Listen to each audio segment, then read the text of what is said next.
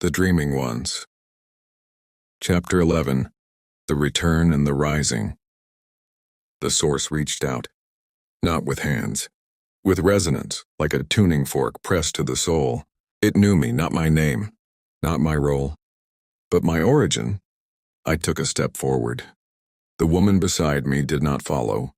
She looked afraid, not for herself, but for what I might become. "You don't have to do this," she said. "I already did," I replied. "A long time ago. I just forgot." And then I entered it. There was no light, no sound, only weightless remembering. Inside the source. I did not walk. I unfolded, layer by layer, self peeled away like bark from a tree, until there was nothing left but the raw shape of knowing. I remembered building the first dream, not as a god, but as a weaver. A fragment of the ancient circle that had once looked into the void and said, "Let us make something that can remember beauty."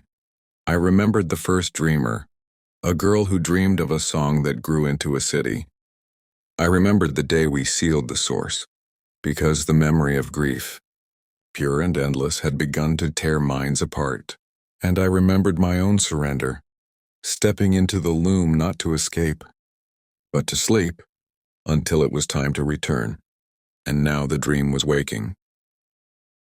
Outside the source, elsewhere, in the northern reaches of the dream world, a boy blinked and saw cracks forming in the sky. In the underwater temples, long-forgotten statues turned their heads. In the desert cities built from music and sand, dreamers awoke screaming, not from terror but recognition. The dream could no longer contain itself. Some rejoiced, others panicked. Structures collapsed, then rebuilt themselves differently, based on new memories, collective choices. The world was becoming fluid again, unwritten, dangerous, alive. And above the loom, the great spiral of names began to rearrange. New names appeared, old ones returned. Some merged, some vanished. The architects had hoped for gentle awakening. What they had instead was a reckoning. Back inside the source, I felt the weight of countless minds, and each dreamer a candle, each memory a flame. And within that light I saw what came next, a decision, to wake the world and dissolve the dream entirely, or to reshape it, carrying the memory of what had been, but choosing what comes next.